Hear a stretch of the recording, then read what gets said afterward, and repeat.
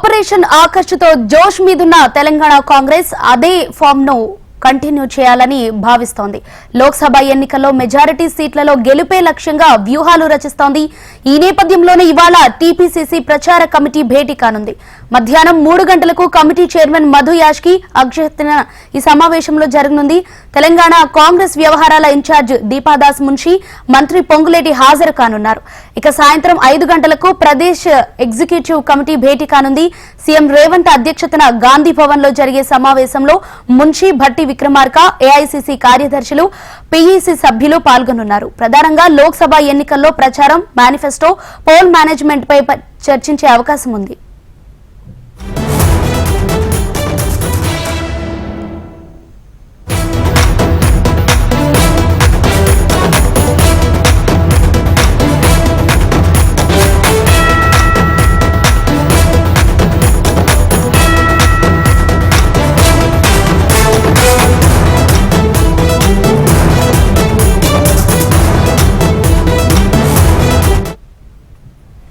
Operation ఆకర్షతో జోష్ మీదున్న తెలంగాణ కాంగ్రెస్ అదే ఫామ్ ను కంటిన్యూ చేయాలని భావిస్తోంది.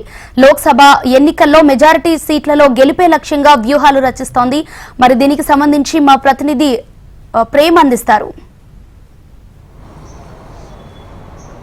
కాంగ్రెస్ పార్టీ ఇప్పటికే పార్లమెంట్ ఎన్నికలకు సంబంధించినటువంటి సమాయత్తంలో బిజీగా ఉందని చెప్పుకోవాలి. దాంట్లో భాగంగా ఒకవైపు అభ్యర్థుల ఎంపికతో పాటు మరొకవైపు ప్రచార సభలు, రాష్ట్ర వ్యాప్తంగా ప్రచార సభలు ఏ విధంగా ఏర్పాటు చేయాలి, దాంతోపాటుగా 100 రోజుల పాలనకు సంబంధించిన వాటిపై ఒక నివేదికను కూడా రూపొందించింది ఇప్పటికే కాంగ్రెస్ పార్టీ. దాన్ని ప్రజల్లోకి విస్తృతంగా తీసుకెళ్లాలని చెప్పేసి పార్టీ భావిస్తుంది. దాంట్లో భాగంగా ఈరోజు 2 కీలకమైనటువంటి సమావేశాలు కానున్నాయి. ఒకటి ఏదైతే ఎగ్జిక్యూటివ్ సమావేశము, దాంతోపాటుగా మరొకటి పీసీసీ. 2 సమావేశాల్లో కూడా ఒకవైపు పార్టీకి సంబంధించి 100 రోజుల పాటు ప్రభుత్వం తీసుకొచ్చినటువంటి కార్యక్రమాలకు సంబంధించినటువంటి ఒక నివేదిక, మరొకవైపు మిగిలిపోయి ఉన్నటువంటి 4 పార్లమెంటు స్థానాలకు సంబంధించినటువంటి అభ్యర్థుల ఎంపిక, దాంతోపాటుగా మరొకవైపు ప్రచార సభలు కూడా నియోజకవర్గంలో, గ్రామాల్లో, మండలాల్లో, దాంతోపాటుగా రాష్ట్రానికి సంబంధించి ఎక్కడెక్కడ ఉమ్మడి జిల్లాలో కానీ మిగతా నియోజకవర్గాల్లో పార్టీ కొంత బలహీనంగా ఉన్న ప్రాంతాల్లో ఇట్లాంటి చోట్లను ఎంపిక చేసుకొని పెద్ద నేతలు, ఏఐసీసీకి సంబంధించినటువంటి అగ్రనేతలతో భారీ బహిరంగ సభలు ఏర్పాటు చేయాలని చెప్పేసి పార్టీ భావిస్తుంది. దాంట్లో భాగంగానే ఈ సాయంత్రం ఏదైతే ఒకటి మధ్యాహ్నం 3 గంటలకు సమావేశం పీసీసీకి సంబంధించి, ఎగ్జిక్యూటివ్ సమావేశం 5 గంటలకి, ఈ 2 సమావేశాల తర్వాత రాష్ట్ర వ్యాప్తంగా కూడా పార్లమెంట్ ఎన్నికలకు సంబంధించినటువంటి భారీ బహిరంగ సభలు కానీ లేకపోతే అభ్యర్థుల ఎంపికపై రెండింటిపై కూడా ఒక క్లారిటీ అయితే వస్తుంది.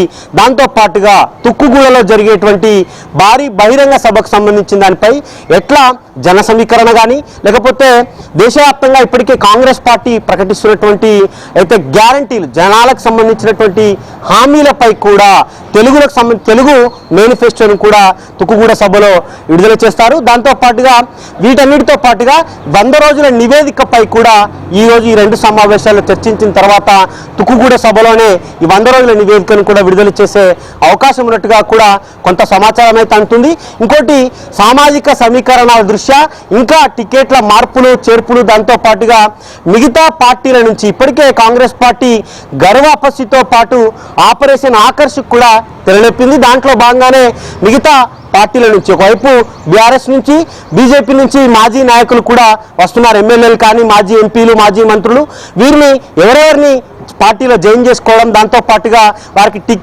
టికెట్లకు సంబంధించి ఎంపిక విషయంలో కూడా ఈరోజు కీలక చర్చ జరిగే అవకాశం ఉన్నట్టుగా కూడా కొంత సమాచారం అయితే అందుతుంది. Thank you Prem.